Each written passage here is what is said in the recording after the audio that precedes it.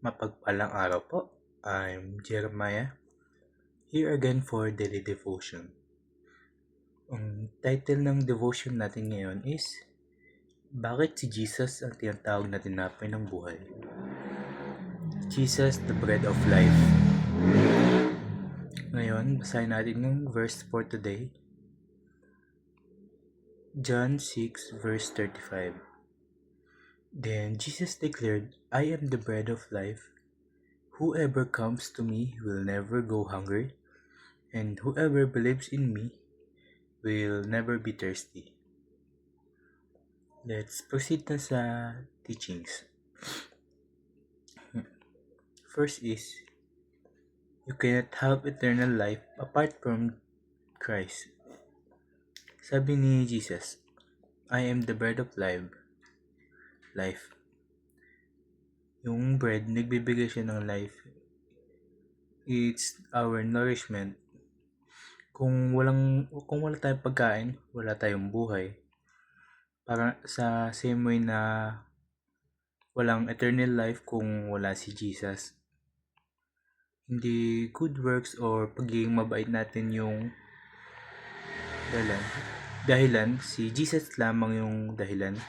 Kasi siya yung bread of life. Siya yung only source ng buhay natin na walang hanggan. Kaya kung gusto mo ng eternal life, di mo kailangan ito hanapin sa ibang lugar. Pumunta lang tayo kay Jesus, lumapit lang tayo sa Kanya. Kasi yung eternal life ay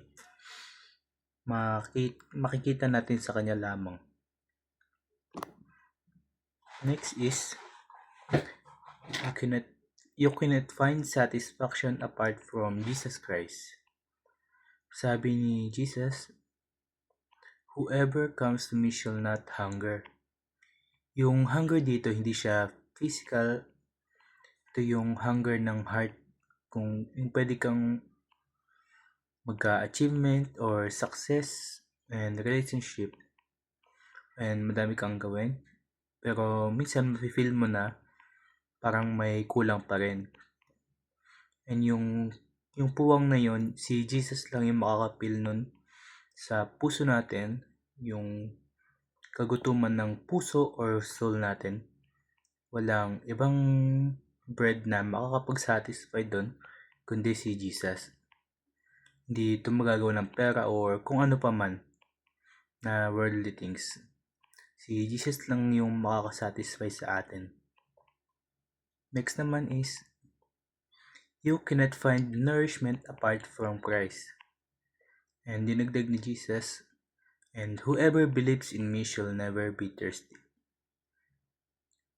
Hindi lang yung hunger yung tinatanggal ni Jesus, pati yung thirst natin. Ibig sabihin nga dito, si Jesus yung magiging daily nourishment ng soul natin. Kung yung physical body ay kailangan ng tubig, yung soul naman natin is kailangan natin si Jesus. Di dapat siya once a week or month or once a year. Dahil yung nourishment na to, kailangan natin daily. Kailangan siya ng soul natin daily. Dahil ito lamang yung makakapagpabusog ng ating kaluluwa. Hindi lang siya yung giver ng life natin, sinusustain niya din yung buhay natin. And siya yung water na magko-continue para i-refresh you and i-cleanse yung soul natin. Let's proceed naman sa application. First is, feed on the teachings of Jesus daily. Kung siya yung bread of life, then yung word niya, yung magiging daily meal natin. Hindi ito optional or emergency food dahil nga ito yung magiging daily nourishment natin. Kunwari, yung one devotion a day and a moment with Jesus. Ganun mabubuhay yung soul natin dahil nagtatake tayo ng nourishment from Jesus. Next naman is, follow the commands of Jesus daily. Hindi enough na alam mo lang yung salita niya. Kailangan natin sa buhay maging obedient tayo kasi nga yung obedience is the fruit ng is the fruit of a soul nourished by Christ. Hindi natin kailangan yung perfect obedience. Kailangan natin yung sincere obedience. Next naman is find satisfaction and rest in Jesus daily. Kapag yung life naging overwhelming or minsan feeling natin empty tayo or napapagod tayo, kay Jesus tayo magpahinga. Kasi nga si Jesus lang yung makakasatisfy ng kaluluwa natin, and hindi niya lang tayo sinasatisfy once pero araw-araw. And yung pag-consume natin ng daily bread na bigay niya is pwede tayo mabuhay eternally, and yung soul natin mananourish and magiging malakas habang buhay. Yun lamang po for our daily devotion. Sana may natutunan tayo. Thank you and God bless.